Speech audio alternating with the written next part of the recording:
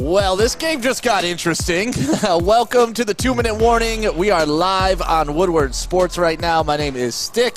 This is Mr. Anson Wells. We are at the Brass Rail, downtown Detroit, Woodward and Adams. There's a minute 20 left on the clock. The Lions have the ball. It's 3rd and 2 at the 28-yard line. Tim Boyle dropped back to pass. Nice little over-the-middle pass to get the first down. So if you haven't been watching the game and you don't know what the hell's going on, the Lions are losing right now 20-16. It looked pretty much like this game was over. Atlanta fumbles the ball at about 2:30 left on the clock, and now the Lions are absolutely driving. 1st and 10 from about the 24-yard line. Tim Boyle has been the quarterback all game long. He's looked okay.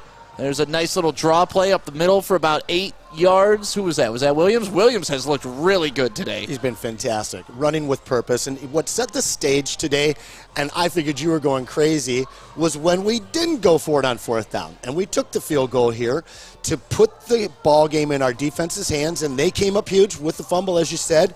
And here we go, man. We might get a big W on the Christmas win here. And this is honestly what I've been yelling about all season long, about taking the points, because you may not be in the position to win the game at that time, but what you're doing is you're prolonging your chance at winning a game. You're making it harder on your opponent. You're not just taking away points and just making it easy on them. And now look, one mistake by the Falcons, and here we are, 2nd and 2, 44 seconds left. We have one timeout left. If we score a touchdown here, Tim Boyle's getting his win. Your feelings on the whole 4th down thing have manifest today, big time. Yes. Absolutely. Yes. Well, you know, it helps when you're always right about that stuff. Honestly, like, it's common sense. Never hurts. It's common sense not to take points off the board when you're not a great football team. Certainly. Yeah, it's like with Madden. Stick in the game as long as you can. Just give yourself a chance, and that's what the Lions have done today.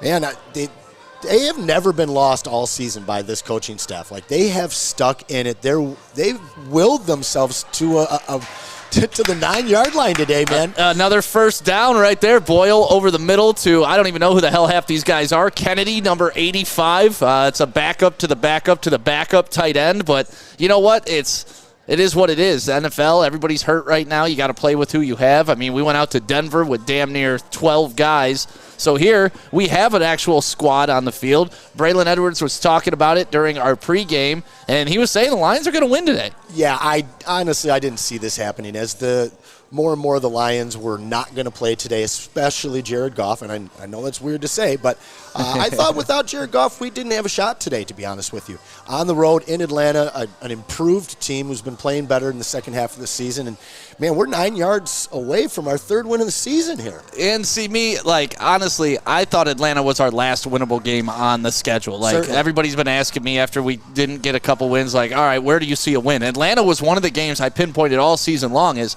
this is where we can get a win. And this is where we can get a win. There's 39 seconds left. It's 1st and goal. 16-20. Lions are down by 4. Tim Boyle in the shotgun right now. And shout out to everybody that's in the chat right now. Appreciate you guys, each and every Lions post game, hanging out with us. Tim Boyle, oh my God.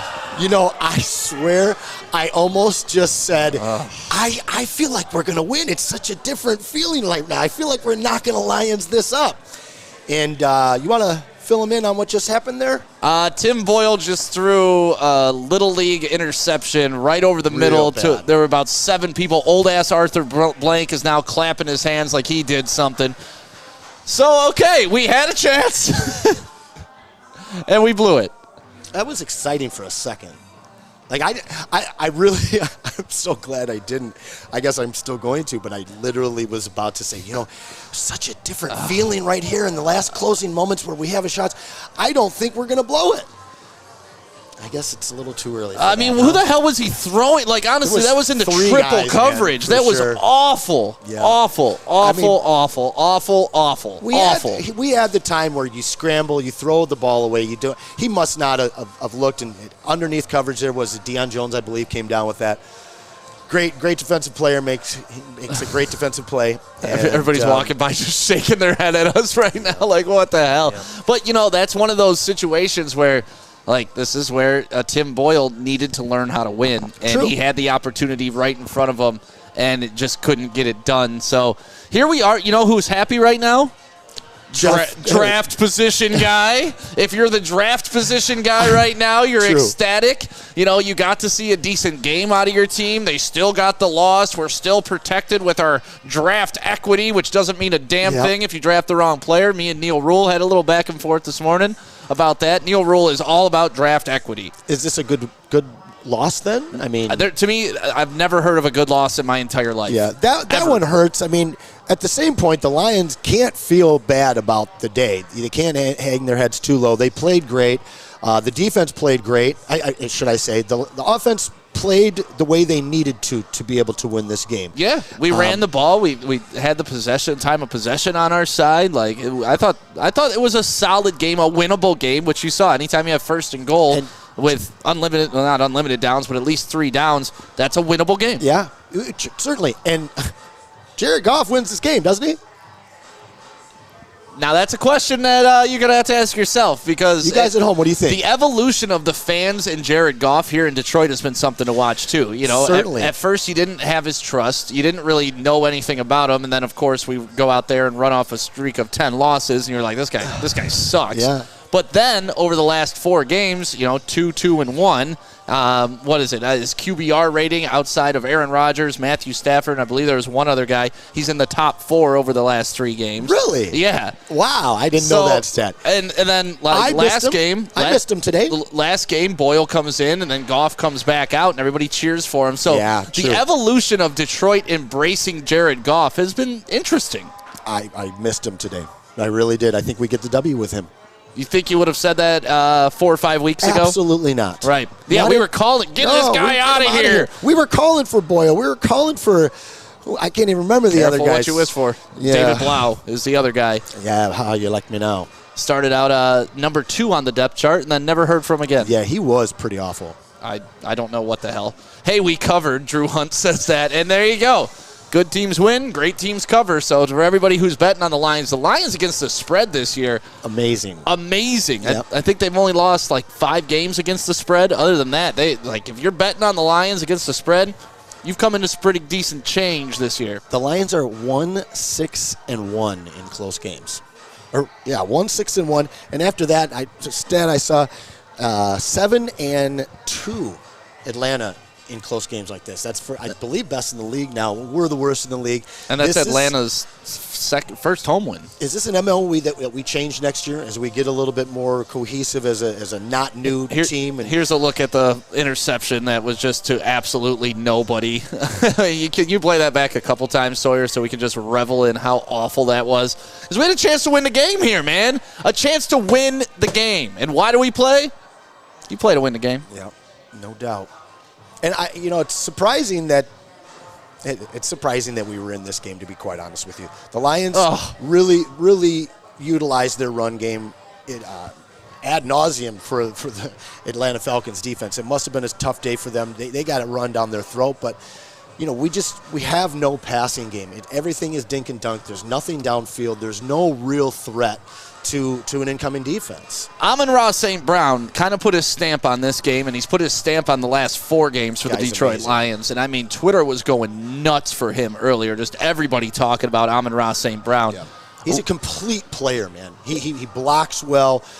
You can give it to him out of the backfield. He's obviously got amazing hands. Yep. Great route runner. And all for the size that he's doing it at, as he develops into an NFL system and they start to bulk him up, he's going to be a hell of a player. Yeah, and I think we've talked about this before. Once we finally get the correct wide receiver core in here, and, even Reynolds, I think, I was talking to a guy at the bar while we were watching the game here at the Brass Rail. If Reynolds turns into a pure 2, Amon-Ra is your pure 3, and we just need to come up with that wide receiver 1. There's a lot of good wide receivers coming out of college this year. Yeah, Burks. Very deep class. I like Burks. And, I think it's somebody that we could come away with in the second round that is a tremendous value and impact to this team. You think Reynolds sticks around? You think we keep him? I think so. You know what? Honestly, for them. He is a system guy for them. Him and Goff have a thing going on. Yep. If Goff is going to be here next year, which by all signs he is, we're not going to. Kind of excited to have him back. Are you? Are you? Looking at a team that is capable, which is what we've seen over the last month, maybe even 2 months. when you put a guy who is, competent enough and accurate enough to make the throws and plays that he can make, give him some more time. We're going to have a great offensive line that's developing. I can't wait to see what they build on next year. Give him a little more time. Give him a little more weapons. And this is a game manager we've seen go to a Super Bowl. I'm just happy everybody's starting to come around. I know. Like, this is two things today that people are starting. And this is what, with me, I'm not going to nail it right out the gate. I'm a slow play kind of guy. Like, I'll make my points about going for it on fourth down and taking the points. And eventually you'll learn. Yeah. You'll learn. Time will explain to you what I was talking about weeks ago. And it's the same thing with our boy Jared Goff. Well, time will explain to you what I saw when we first traded for him and how I thought we absolutely destroyed the Rams on winning that trade. Okay, but I gotta put this one back on you here. Go ahead. If we go for it on fourth there and we get it, we might have tied the ball game. On where? Early in this game. You were talking about your fourth downs. No, we put ourselves in a position to win the game. I agree. And that's all you can ask for in any single game. The kick was the right move, and it clearly panned out that way. It's just a bad interception to end. And I want to make this clear, draft capital guy. If you're happy about draft capital, my lesson will be learned. Maybe not this year, maybe not next year, but eventually you will learn that it doesn't matter how high you pick in the draft. It matters who you pick in the draft. Certainly, and this team looks like this regime knows how to diagnose talent at the college level and not only get it early but get it late as well. Guys that they're taking off the scrap heap in unrestricted free agency. But these late picks, I'm excited to see what they do. I hope they trade down and double down in every round, man. Give these guys the opportunity to get college players because from what I've seen in both L.A. and here in Detroit so far, these guys know what they're doing. Definitely. After this year's draft, I don't know how you can complain about what Brad Holmes did. It's so exciting. Especially with Amon-Ra St. Brown, Jamar Jefferson. Like, those are late-round picks that are paying dividends. Yeah. Like, Amon-Ra you used fourth round, right? Somebody was trying to tell me it was a second round, but I'm pretty sure it's third or fourth round. But the fact is those guys, nobody was tremendously excited about anybody we drafted. We didn't get the big guys or the 6'5" wide receivers. We didn't go after the flashy names or anything. But we got guys that have all been affected and pretty much all hit and are playing, contributing.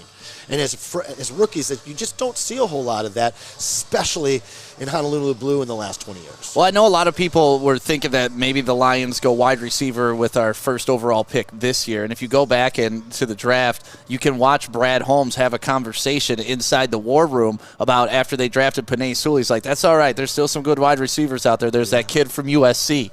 And that's Amon-Ra St. Brown that he was able to snake out of the draft later. And, he kind of predicted, like, it's fine. We didn't have to reach for a wide receiver early because we're going to get our guy late. And they got their guy. Yep. Amon-Ra St. Brown is that guy. Let's look back at some highlights from the game. Here's Tim Boyle, who looked decent today.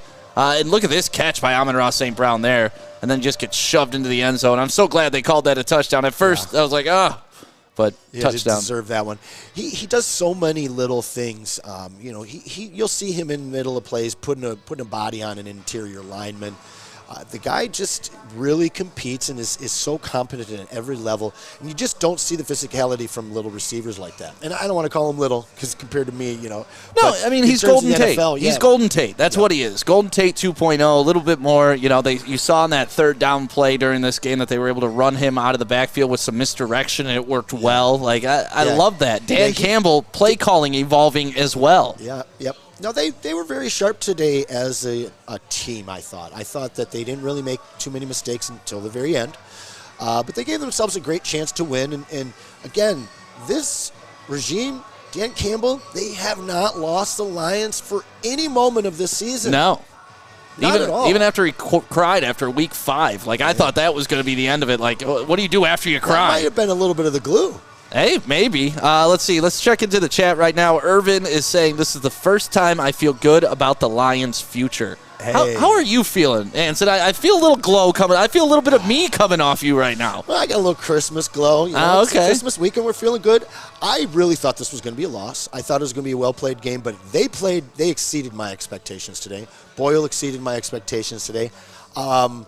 I'm not laughing at that interception anymore. You know, I'm bummed out. I wanted our third win. I wanted to build this momentum. I win out. You know, I'm not worried about the draft capital anymore. Like you said, yes, there's different people that'll debate you and tell you that you got to have that every little spot. I'd rather just have our regime picking. That's all I care about. Yeah, my trump card is always Jamarcus Russell. Like, if you want to tell me that having the number one pick is the most important thing, I'm going to point to every number one pick that didn't pan out. And you know what? This year may be an example of that, too. Trevor Lawrence. Okay, well, he got the number 2 pick. Zach Wilson. Okay, great. So now number 1 and number 2. How did that work out for you? Not well. Right. I like this regime picking draft picks. I don't really care where it is. Right. As long as we got 2 in the first round, I know they're going to hit. That's how I feel about them right now.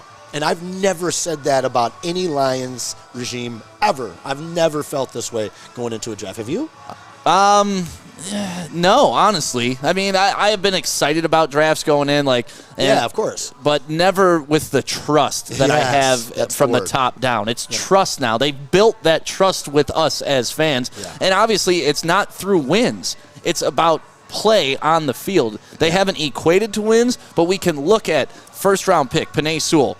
Gonna be a Pro Bowl perennial left tackle, right tackle. You've shown you can plug him anywhere, and he's gonna be, Aleem McNeil. We've seen Arazike, if he plays all right. Even the undrafted guys like Jacobs. Sure. You're just, my God, how come these guys can identify talent like this, and we've never been able to see that in any draft? Yeah.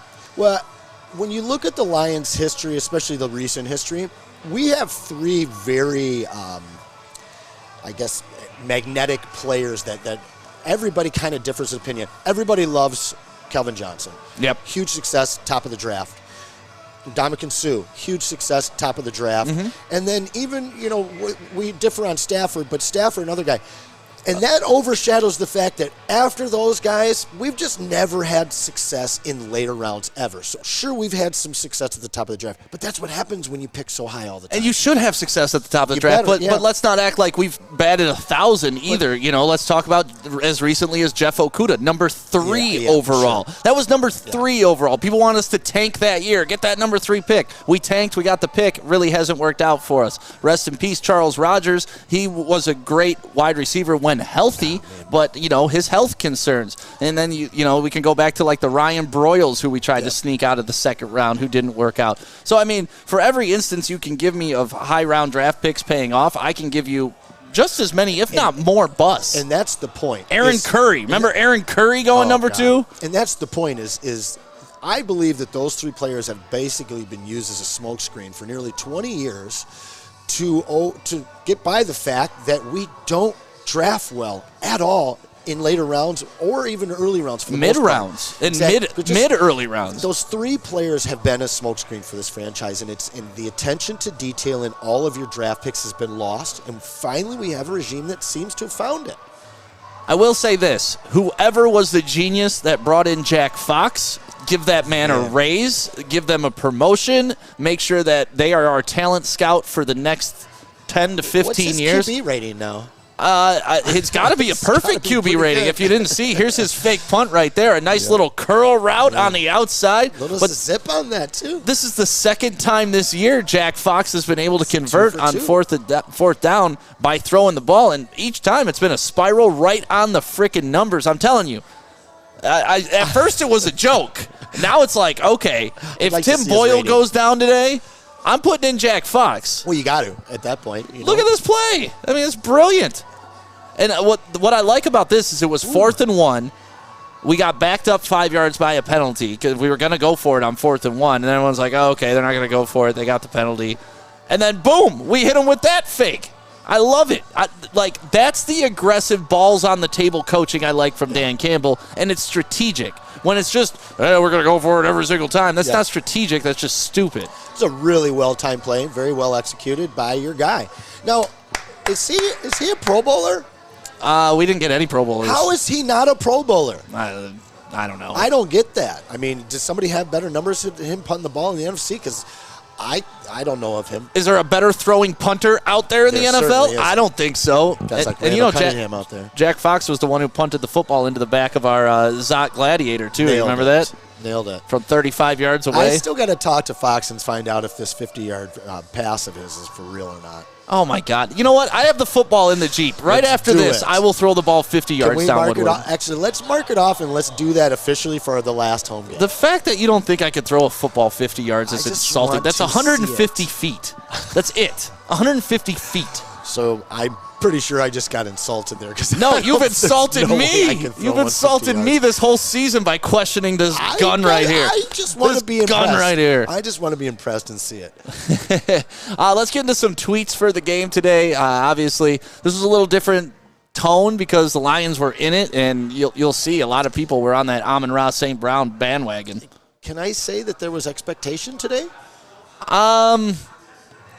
Maybe. Was there expectation on your behalf?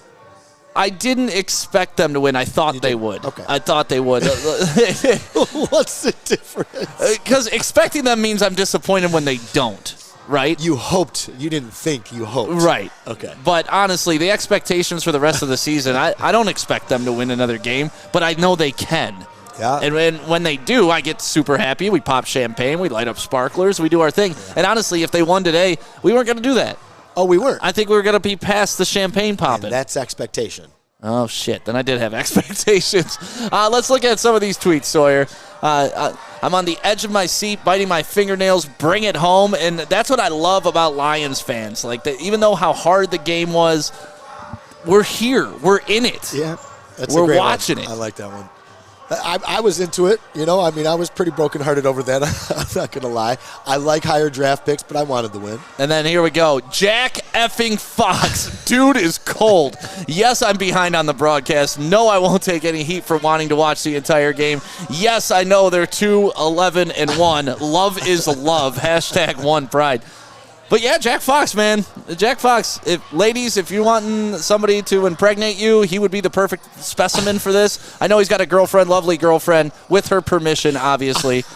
But if you could get an athlete like that to give you a baby, you take that baby. And let's be real. If you want your son to play football, you want him to be a highly paid kicker, right? Yeah, yeah. Keep his brains in there. Keep his brains. He's never going to get hurt. He chooses his own. All right, what we got next? Yep. Amon-Ra St. Brown is and will be wide receiver 1 for years to come. Maybe. I mean, is this an Antonio Brown type player? I don't think so. Let's follow it up with what the Lions PR. Lions rookie wide receiver Amon-Ra St. Brown has produced 70-plus receiving yards in 4 straight games, becoming the first Lions rookie since the merger to do so. Wow. So not even Megatron, baby. Wow. Not even Megatron. That's crazy. Well, I think I love this one. Amon-Ra and Cooper Kupp. The old Spider-Man meme when they're just staring at each other, pointing at each other. That took me a second. I hope so. Do you see a little Cooper Kupp in Amon-Ra? Absolutely. The way that he's able to get through the route tree and just find himself open all the time is very Cooper-like. Hoping for another Christmas miracle. It did not happen, Zach. I'm sorry about that. And we got one more, Sawyer? One more? That's it for the tweets? All right. So I think the most important thing about the tweet that I want to focus on is the number one receiver going forward. We don't want him to be. If we can have him as our complimentary, slot receiver, and we've got a big target on the outside, that's when you win championships. Yeah, and honestly, that kind of going back to what we were saying, if you put Amon-Ra St. Brown at the 3, yeah. And then you have Reynolds at the 2, who would be a hell of a 2. Yeah. And then maybe we sign like an Allen Robinson in the offseason for a pure wide receiver 1. Who else is out there? I don't want Chris Godwin now. Yeah, no, Godwin's, that's too bad. I know you're laughing laughing because Robinson's my boy, went to Orchard Lake St. Mary's, and we got to shout out the Eaglets, but that's not it. It's more that he's young. He's never really played with a good quarterback. He could be our pure wide receiver 1, 6'4", can locate the ball. I was silently very excited to possibly have a chance at Chris Godwin in the offseason, but I don't think he's even going to have a healthy opportunity to play at all next season. No, he done. And I guess it's your boy who's really the best. It's a weak wide receiver class in terms of free agency. And A-Rob's got some running left in him. That's for certain. He could come in and be that veteran presence and the big guy on the outside, exactly what we need. Could be a real nice homecoming. God, that'd be sweet. It would be pretty cool. You know how nuts I would go? I do. You know how nuts I would go? Great idea. I don't think we ever had a St. Mary's player on the Lions. There would be a Woodward Sports Allen Robinson signing party. Oh, yes. Oh, yes. Hell yes. Allen Robinson, come home, baby. Come home. I'm down for it. Let's do it. that would be fun. He would look real nice in Honolulu blue for sure. So let's start looking towards next week, and I it would guess. be the second time he'd be a Lion. What? Nittany. Oh, God. Hey. There you See go. what I did there? Okay. I'm hoping for Burks. Jeff Berg wrote that, and I like Burks. Out of all the wide receivers, and not to give you too much into our dynasty fantasy recruiting that I've already done, It's funny, I've already started scouting for the 2022 draft. Burks is going to be the first wide receiver taken in any young fantasy draft, rookie fantasy draft. But I think in real life, too, he will be a hell of a wide receiver off the board. I don't know if I should comment on this. Yeah, well, you got to, man. Personally, I don't think the Lions should go and chase in the first round. I think there's a tremendous amount of depth that's going to manifest itself in the second and third round this year. We've already done it once. I think that we can do it again, but I also think that a veteran wide receiver is really crucial. And I really like the Allen Robinson. So that would be a great move. Okay. I like it, too. Like I said. I'm not committing to any wide receivers right now, pal.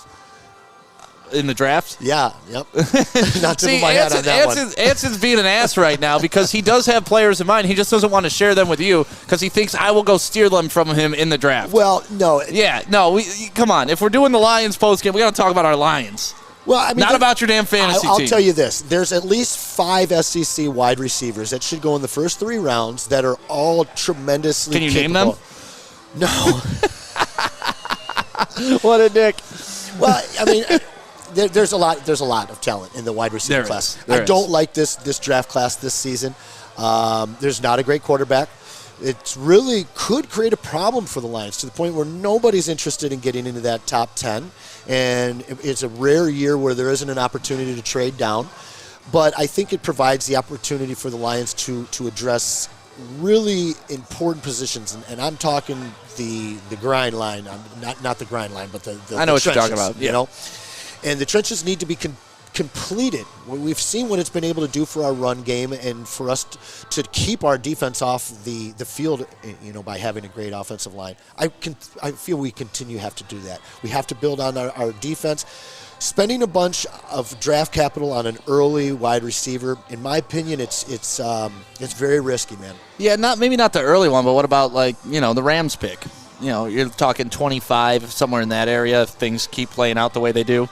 Which, by the way, Stafford has had an awful game today. If it wasn't for his defense and special teams, this would be another L for him. Yeah, he's fading. Yeah, he is. He's fading. But yeah, if we were able to snag a good wide receiver in that 22 to 25 range, and it's the top premier guys in the draft, then I'm okay with it. I don't want to be reaching for one of them at 2, 3, 4. No. Period. I see, and I'll go at this strictly from a fantasy rookie draft point of view.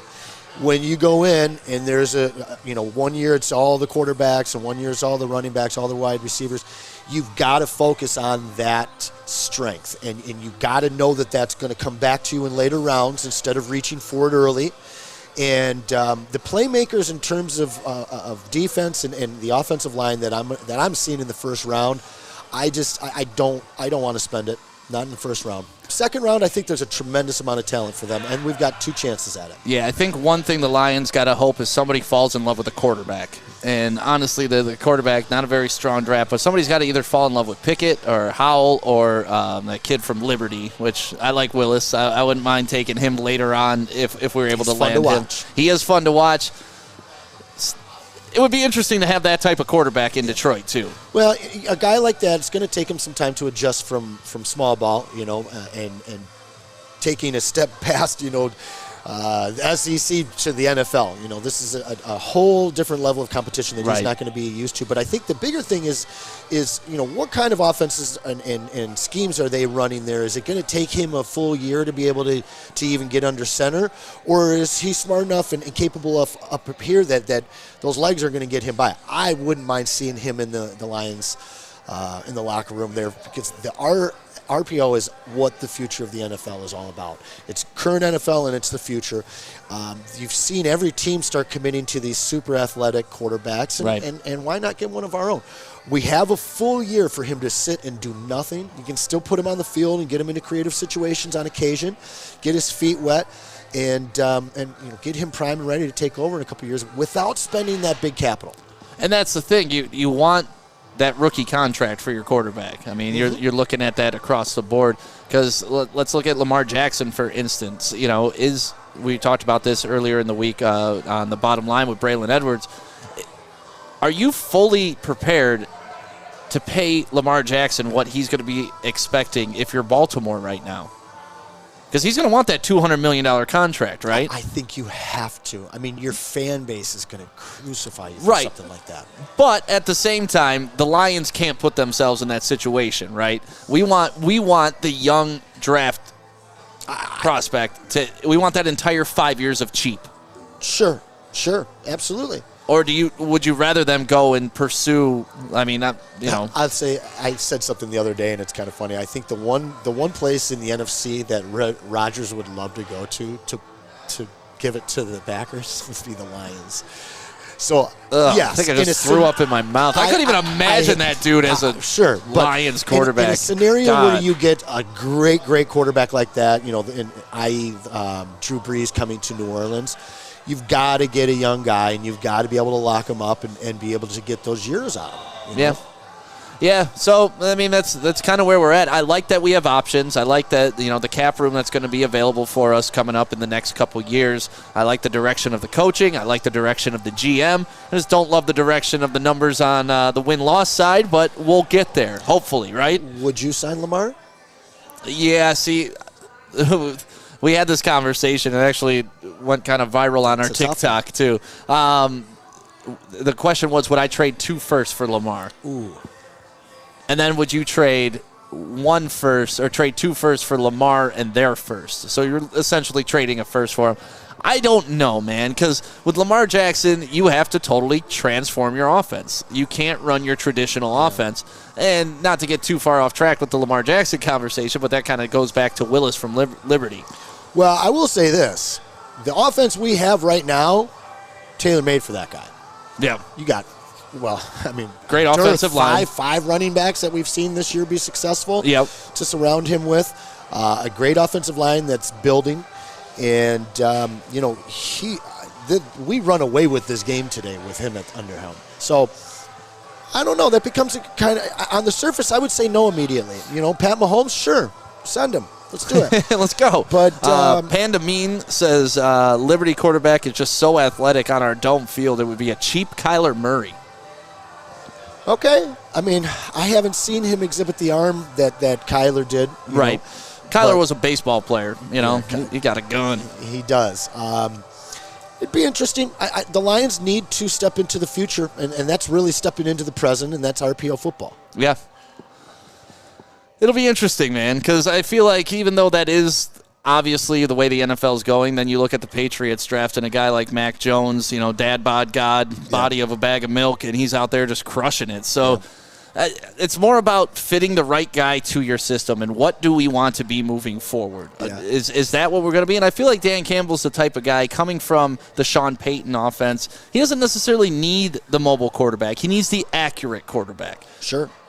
Well, you got to think, though, when you look back, Baker Mayfield, he wasn't even talking in the top 10. Still went number 1, though, okay? He sucks. Whether you like him or not. He sucks. But you got to look at that draft. And in the early stages where we are right now, when the season was still going on, Baker Mayfield certainly was not in the conversation to go number 1. Yeah. Lamar Jackson was a big-time argument whether he'd be a first-round pick or not. Ended up going, 32? They traded up, I believe, to get that first. Yeah, which is crazy, though, because people slept on him. What he did at Louisville. They did sleep on him. My point being is when it comes down, just as we see in our fantasy league, people get crazy over draft picks. Oh, yeah. And they get crazy over quarterbacks. Denzel Mims, baby. Exactly. They get crazy over quarterbacks. And then everybody goes to the combine, and somebody sees something special in one guy. And next thing you know, we might have a conversation about one, maybe even 2 quarterbacks going in the top 10 that could change everything. But it's all speculation, which I'm sure we'll get a little more into it in these last couple of weeks. I'll drop a couple names on you that I like, but not too many. All right. Malik Willis is a running back playing quarterback. Ricky Bobby says, I like Malik Willis. I mean, and that's the guy we kind of got to target, I think, if you're the Lions. Because, like we said, you don't want to spend your early picks on a quarterback. even in that 20 range, I don't think you'll necessarily. But in the second round, like the early second round, you could land a quarterback. Yeah. Rashad Jennings was a player that also shares the same college, and nobody liked him. He came in. Liberty's got a little bit of a history. I think they put in another running back in. It's a guy that I think that you put out there, whether he's going to be running your offense every down or not. He's an asset. The guy is probably one of the top 5 offensive weapons without even throwing the ball, in my opinion. Okay. Well, we got the draft to look forward to, but we got 2 more games left in the season. One against the Seattle Seahawks, the next one against the Green Bay Packers right here at home, which, by the way, everybody watching this, last game of the season, let's throw a rager here at the Brass Rail. Let's do that. Like, honestly, if you've been watching all the post games all year long, come on down. We'll put you on. Like, let's have some fun. Either way, it's going to be a fun game, and if we win, this place turns into a madhouse.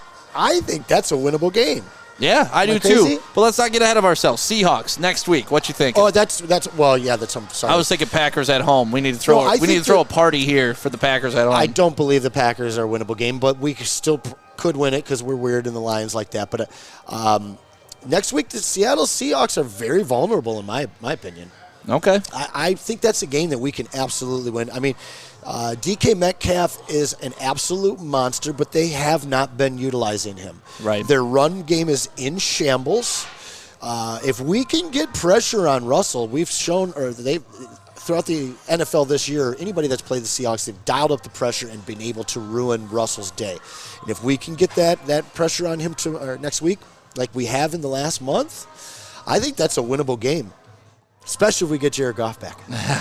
That is a main factor for our offense, which is still crazy for me to say at this point in the season, but I'm glad we're at that point. Really. Yeah, I think we got a shot against Seattle. Anytime we travel to the West Coast, it's usually not good for the Lions. Like, that 4 o'clock starts usually just eat us up. I mean, you saw what happened against Denver. We were able to hang for a half, but then the second half just got punched in the mouth. Yeah, Seattle's never been a very comfortable place for the Lions to play. No, but they're going through some Lioness stuff right now, a little coaching turmoil, quarterback not really happy there, wanting to get out, and so maybe we could take advantage of it. Our boy Quandre Diggs is out there playing. Maybe we can convince him to come back and be a safety here again.